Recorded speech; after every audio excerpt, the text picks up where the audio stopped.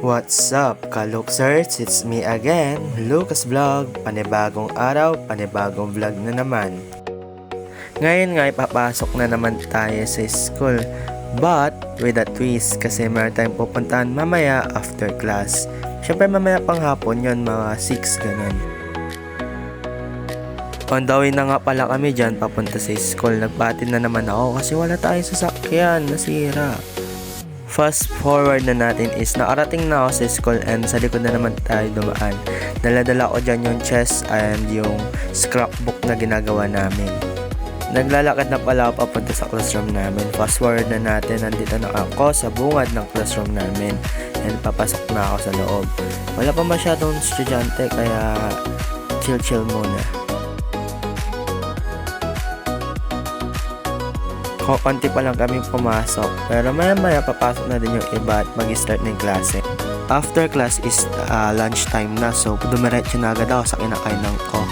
So kakain muna ako. And sa classroom ko na din kinain yung binili kong mahablang syempre dessert. After ng lunch, syempre dapat may dessert.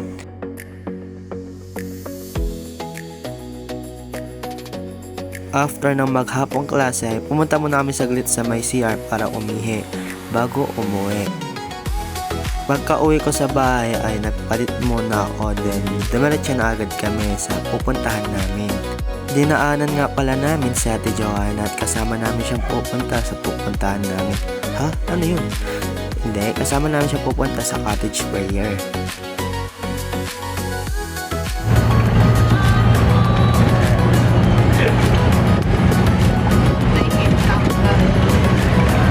Punta kami ngayon sa Villa Corazon at may prayer meeting doon. So, yung maalog na biyahe. Yes. Maalog na biyahe. Nahihilo na din to. Nahihilo na din. So, update na lang namin kayo pag nakarating na kami doon. So, see you mamaya mga Kaluksers.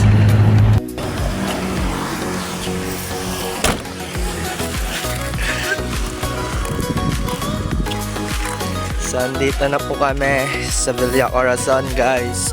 May isa dito na susuka. Susuka na siya sa biyahe.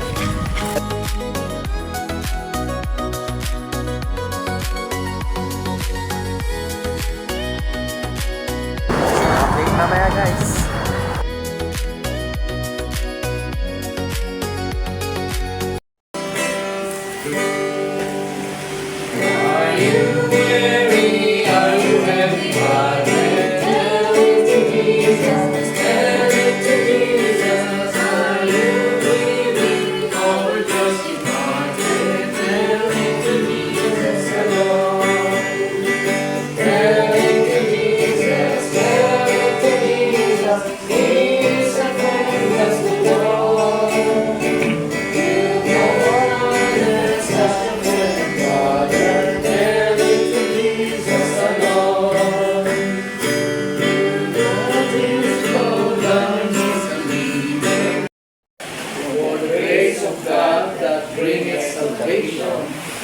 Here for all men, teaching us that denying godliness and worldliness, we should live soberly, righteously, and godly in this present world, looking for the blessed hope in the glorious appearing of the great God and our Savior Jesus Christ, who gave himself for us, that he might redeem us from all iniquity, and purify unto himself a peculiar people, zealous of good works.